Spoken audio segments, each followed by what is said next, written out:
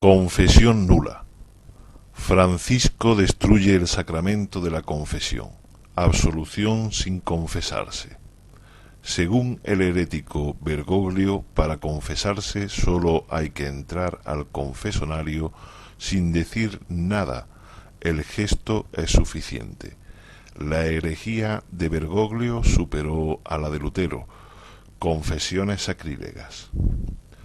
El Concilio de Trento decreta: si alguien se atreve a decir que para la remisión de los pecados en el sacramento de la penitencia no es necesario y no es de derecho divino confesar todos y cada uno de los pecados mortales, incluyendo los ocultos y las circunstancias de las que se acuerde después de un diligente examen, sea anatema. Sesión 14. DB 917. Canon 9. Si alguno dijere que el pecador se justifica con sólo la fe, entendiendo que no se requiere otra cosa alguna que coopere a conseguir la gracia de la justificación, y que de ningún modo es necesario que se prepare y disponga con el movimiento de su voluntad, sea anatema. Catecismo de la Iglesia Católica 1450. La penitencia mueve al pecador a soportarlo todo con el ánimo bien dispuesto, en su corazón contrición, en la boca confesión, en la obra toda humildad y fructífera satisfacción. Catecismo Romano 2.5.21. CF Concilio de Trento DS 1673. Los actos del penitente son la contrición, la confesión de los pecados y la satisfacción.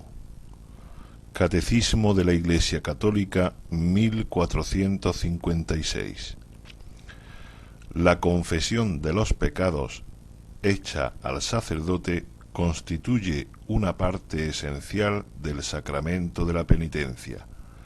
En la confesión, los penitentes deben enumerar todos los pecados mortales de que tienen conciencia tras haberse examinado seriamente, incluso si estos pecados son muy secretos y si han sido cometidos solamente contra los dos últimos mandamientos del Decálogo.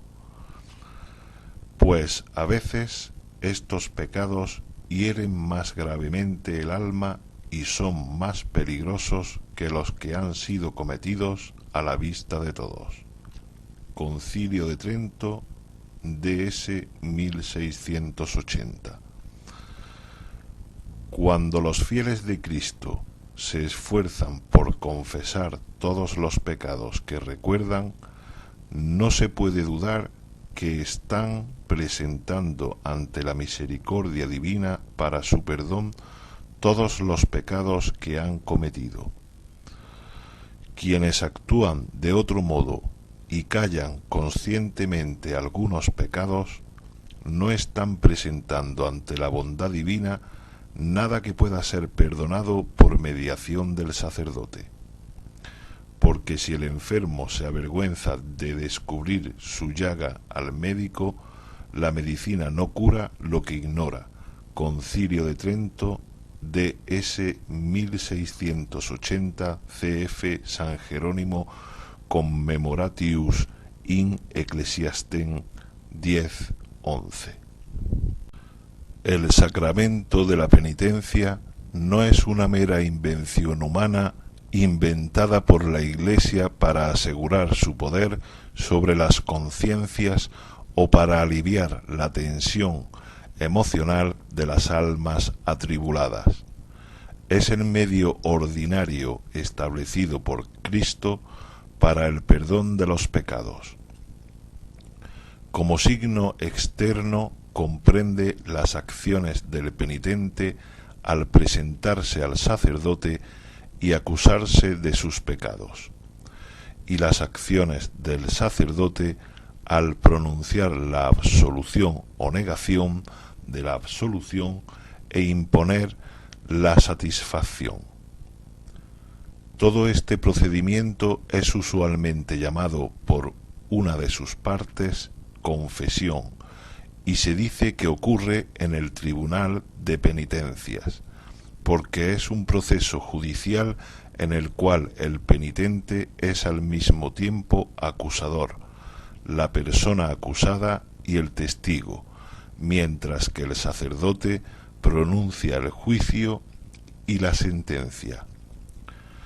El Concilio de Trento, 1551, declara expresamente que Cristo dejó a los sacerdotes sus propios vicarios como jueces praesides et judices, sobre quienes todos los crímenes mortales en los que el creyente puede caer deban ser revelados para que, de acuerdo con el poder de llaves, puedan pronunciar una sentencia de perdón o retención de los pecados. Ses 14 CV.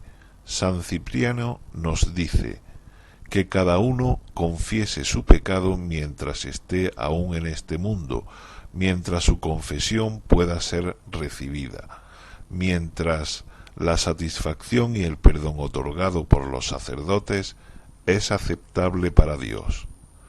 El sacramento, en cuanto tal y sobre su propia cuenta, tiene una materia y una forma, y produce ciertos efectos.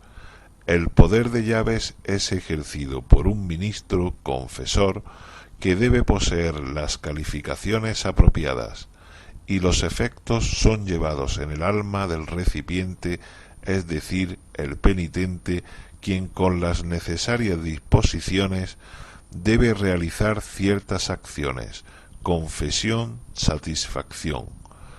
Catecismo Mayor de San Pío X, 494. ¿Se satisface al segundo y tercer mandamientos con una confesión o comunión sacrílegas? Quien hiciese una confesión y comunión sacrílega no satisfaría al segundo y tercer mandamiento de la Iglesia, porque la intención de la Iglesia es que recibamos estos sacramentos para el fin por el que fueron instituidos, que es nuestra satisfacción. Por las malas confesiones nos advierte San Juan Bosco y San Alfonso María de Ligorio que muchas almas se condenan. Proverbios 28:13.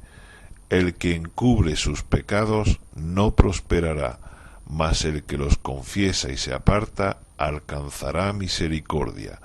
San Alfonso recomienda que se hable frecuentemente con fervor en la predicación y en los catecismos de esta mala vergüenza de callar los pecados y persuadir al pueblo de la ruina que acarrean a sus almas las malas confesiones, porque esta plaga de las malas confesiones reina en todas partes, especialmente en los pueblos pequeños. Y puesto que a la gente suelen impresionar los ejemplos, recomienda que se cuenten muchos ejemplos de personas que solían ser condenados por callar pecados en la confesión.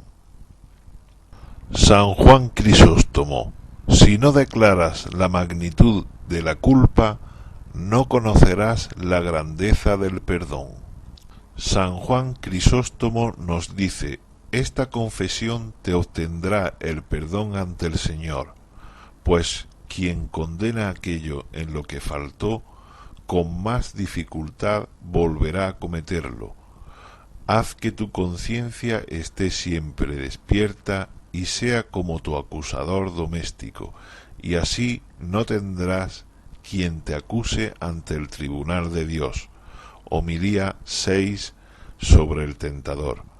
Recordemos que la confesión antiguamente se hacía de manera pública y no privada, porque se necesita decir o confesar el pecado, no se puede retener. Es un sacrilegio retener conscientemente un pecado. Por eso dicen los santos que el demonio produce vergüenza al momento de confesar los pecados y desvergüenza al cometerlos. San Gregorio Magno nos dice: todo pecador, mientras oculta en su conciencia sus culpas, se esconde y encubre en un interior, pero el muerto sale fuera cuando el pecador confiesa espontáneamente sus maldades. A Lázaro se le dijo: sal fuera, que es lo mismo que si a cualquiera que está muerto en la culpa se le dijera: ¿por qué escondes el resto de tu culpa dentro de tu conciencia?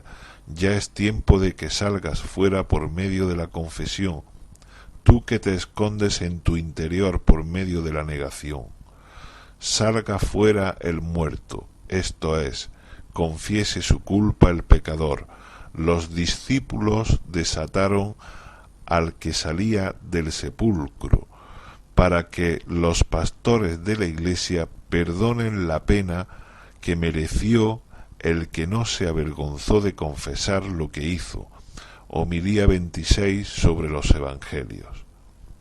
San Agustín dijo: Dios es quien debe vendar las heridas, no tú, porque si tú por vergüenza quieres ocultarlas con vendajes, no te curará el médico.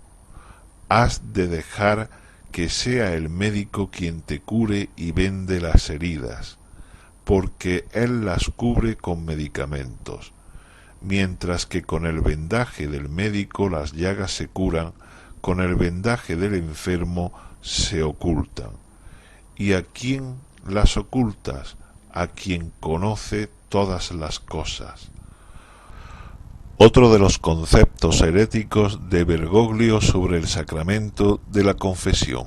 Cita: la confesión no es un juicio, sino un encuentro con un Dios que perdona y olvida cada pecado. Fin de cita. Bergoglio contradice además al Concilio de Trento, que nos enseña: si alguno dijere que la confesión de todos los pecados no es un acto judicial, sea anatema. Dezinger 919. Enseñanza herética de Jorge Bergoglio sobre el pecado. Libro herético Conversaciones, páginas 101 y 102. Cita: suelo decir que la única gloria que tenemos, como subraya San Pablo, es ser pecadores. Por eso para mí el pecado no es una mancha que tengo que limpiar. Fin de cita. Es un acto de humildad confesar el pecado y un acto de orgullo retenerlo.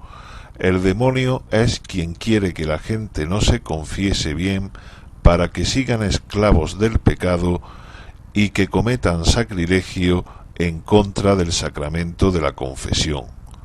Papa León XIII. Práctica de humildad. La confesión por la que revelamos a uno que es semejante a nosotros las miserias más secretas y vergonzosas de nuestra alma es el acto más sublime de humildad que Jesucristo ha mandado a sus discípulos. Santo Tomás: en cuanto a los pecados es necesario tener dolor al considerarlos, humildad al confesarlos, intransigencia al satisfacer por ellos. De esta manera se expía la pena eterna. Santo Tomás: el primer remedio para los que atraviesan el mar es conservar la nave íntegra. El segundo, alcanzar alguna tabla si la nave se ha quebrado.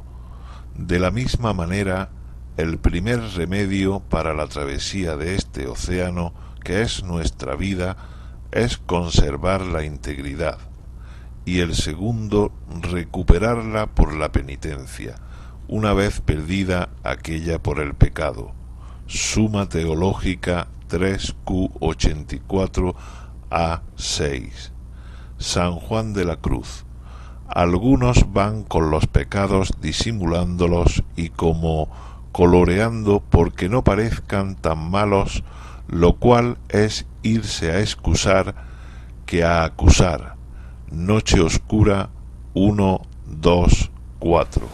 Otra doctrina que se está extendiendo hoy día por la Iglesia, también falsa, es la doctrina de la confesión sin necesidad de reconocer y de explicitar los pecados que el pecador, que el penitente ha cometido.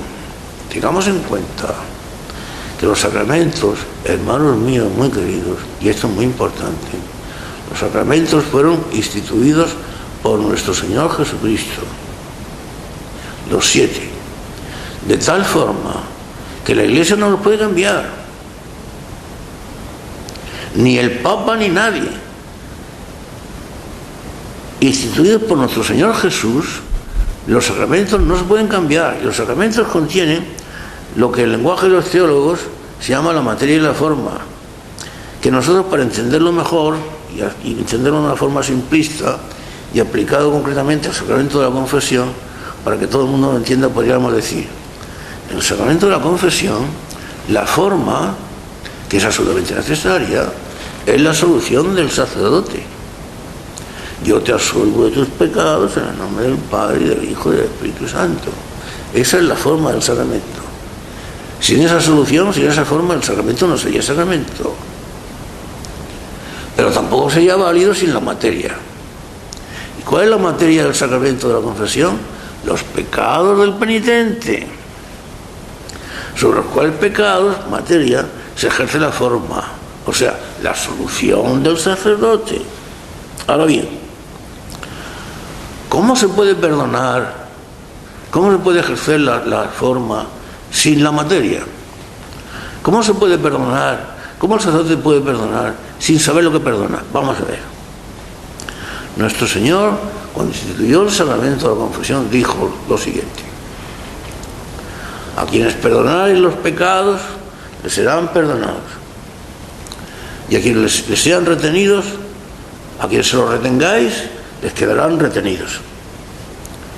Pero bueno, vamos a ver cómo los discípulos, los sacerdotes, los sucesores de los apóstoles, los sacerdotes hoy día, van a retener o van a absolver sin conocer lo que absuelven ni lo que retienen. Para saber si una cosa se puede absolver, se puede desatar o se puede retener, hay que mantenerla retenida, hay que conocer esa cosa. Un sacerdote, un juez, no puede absolver sin saber lo que absuelve, ni puede condenar sin saber de qué condena. Y la confesión es un juicio instituido así por nuestro Señor Jesucristo. Por ejemplo, para entenderlo bien, ¿cómo es posible que en un juicio humano un juez absuelva a un inocente por el mero hecho de que se declara inocente? Yo soy inocente, y el juez ya lo dispensa y lo exime de ninguna condenación ni de ningún delito porque se declara inocente. El juez tendrá que saber por qué se declara inocente, y el condenado o el presunto delincuente tendrá que demostrar que efectivamente es inocente. Pero el juez tendrá que saber por qué es inocente. O pongamos el caso contrario: ¿cómo un juez podría condenar a un presunto delincuente porque dijera: yo efectivamente soy delincuente? Eso no sería suficiente para que el juez lo condenara. El juez solamente puede condenar delitos conocidos como tales delitos, específicamente uno a uno. El juez, para condenar o para absolver, tiene que saber de qué absuelve o de qué condena. Supongamos el caso, por ejemplo, de un presunto delincuente al cual se le absuelve porque hay falta de pruebas. No hay pruebas suficientes para condenarlo. Bueno, muy bien, pero en ese caso habrá que examinar las presuntas pruebas una por una, y ver que ninguna de ellas es concluyente. Y visto que ninguna de esas pruebas es concluyente, entonces al presunto delincuente se deja ir en libertad porque no hay ninguna prueba concluyente que le condene. Pero siempre hay que conocer las pruebas una a una, o las presuntas pruebas. ¿Cómo el sacerdote va a considerar si una cosa es digna de ser retenida o si tal cosa es digna de ser absuelta si no conoce tal cosa? Y dado que el sacerdote no conoce el pensamiento del penitente, porque no tiene capacidad para conocer el pensamiento del penitente, es absolutamente necesario, y así lo ha mantenido la Iglesia indefectiblemente durante 20 siglos, que es necesario que el penitente especifique sus pecados, todos, cuando son pecados mortales. A no ser que no pueda hacerlo, o porque por estar en peligro de muerte no le dé tiempo de confesarlos todos, o ninguno, en cuyo caso el sacerdote rápidamente le daría la confesión. Pero eso es diferente, porque el penitente se encuentra en situación imposible de especificar más, de decirlo.